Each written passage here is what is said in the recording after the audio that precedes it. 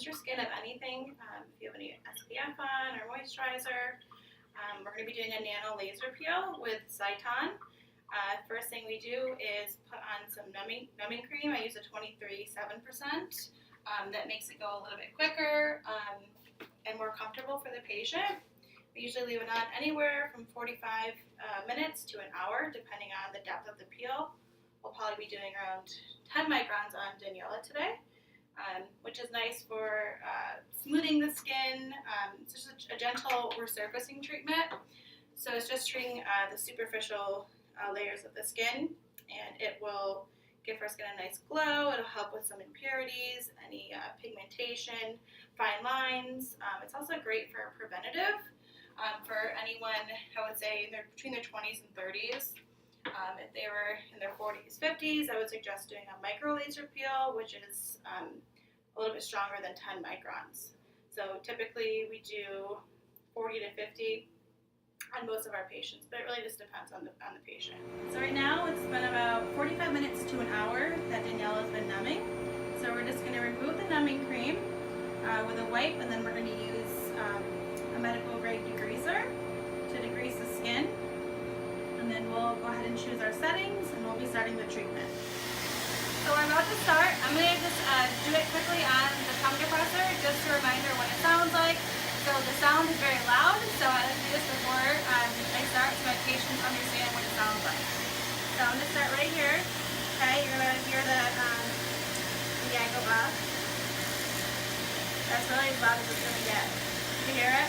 Uh-huh. It's going to be a little bit louder on the skin. Okay, I'm going to start right here. Okay, you ready? Ready? Good.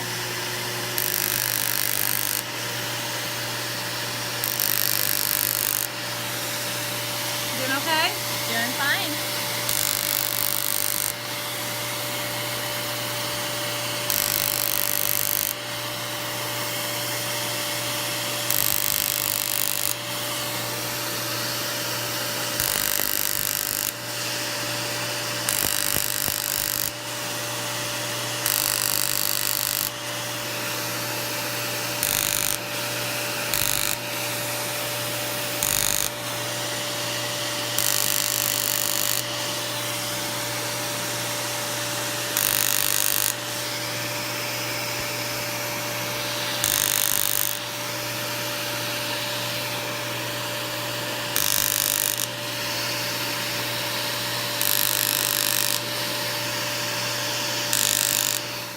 Now we're going to apply Aquaphor. You want to put an occlusive barrier on the skin. It's going to activate the heat, so it's going to feel very uncomfortable.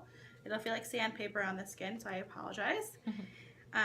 So you're going to, for post care, you're going to use the Aquaphor per day per 10 microns. So for instance, we did Daniela 10 microns. So one day she'll want to use the Aquaphor. Sometimes I use it for a couple days longer, depending on where you're peeling, how much you're peeling, and you really only want to apply it on the areas that you are peeling.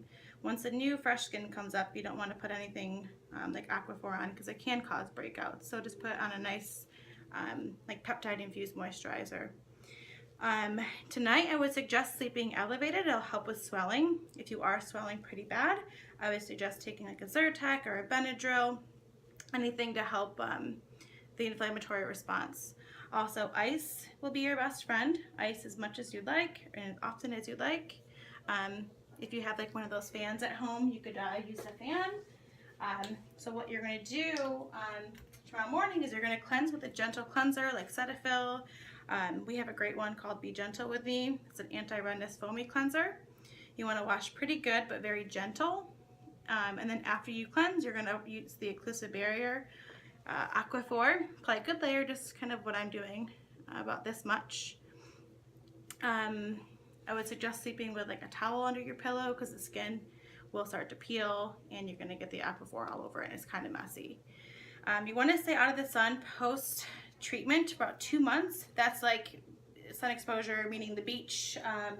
You know, don't purposely go to the beach, but if you're like going to your mailbox or whatnot, just wear a hat and use your sunscreen.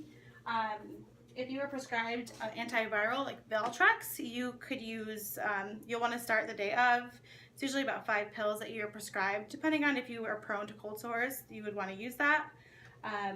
You'll start to use sunscreen once the skin is all peeled. So for Daniela, probably by Friday, she can wear makeup, wear her sunscreen. So it's really important right after to make sure you stay out of the sun, since you can't wear sunscreen.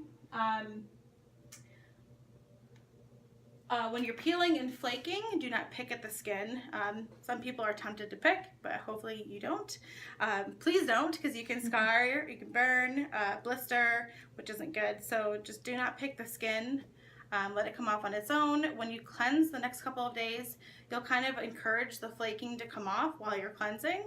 And that's okay as long as you're gentle. You don't want to use like a rough towel on your skin. Just pat dry. Use lukewarm, cold water. When you take showers, you want to make sure your head's back far enough so you do not get the shampoo or any chemicals on your skin, because it will burn. You want to avoid any vigorous movements or exercising for a couple of days once you're healing. If you were to do something like hot yoga, which hopefully you would know better not to, you don't want to do anything like that that will cause any perspiration and making the skin more irritated and inflamed. I usually have my patients follow up after about 2 weeks after their treatment. We take before and after photos. And we kind of get an assessment of how their skin's healing and what to do post-treatment. And that's really the most of it. And that's all you need to do. Just the most important thing is staying out of the sun, using your occlusive barrier to protect your skin from any infection or any sort. And that's really about it.